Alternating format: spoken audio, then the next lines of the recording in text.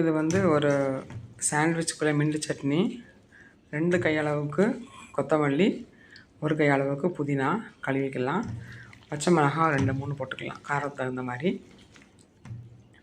எல்லாத்தையும் நல்லா அலசிட்டு இப்போ வேர்க்கடலை தோல் எடுத்துட்டு 2 3 சின்ன துண்டு இஞ்சி, அதே மாதிரி கொஞ்சம் பூண்டு, லெமன் சாறு, இப்போ வந்து ஒரு 1/2 ஸ்பூன் அளவுக்கு ஜீரகம், 1/2 ஸ்பூன் ஜீரகம், அந்த இஞ்சி பூண்டு, அப்புறம் பச்சை மிளகாய், அதுக்கப்புறம் அந்த வேர்க்கடலை தோல் எடுத்துட்டு கொஞ்சம் உப்பு எல்லாத்தையும் போட்டு மிக்சியில் குறைன்னு அரைச்சிக்கலாம்.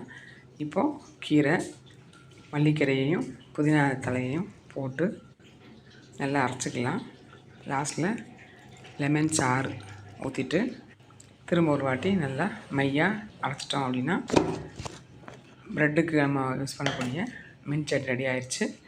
கொஞ்சம் வாட்டரியாக வேணும்னா அந்த மிக்ஸி ஜாரை கழுவிட்டு அதில் அது கிண்ணத்தில் சட்னியை மாற்றிட்டு அதுக்கப்புறமா கொஞ்சமாக அந்த ஜார் கலந்த தண்ணி எடுத்து அலசியில் ஊற்றிட்டு மிக்ஸ் பண்ணி வச்சுக்கலாம்.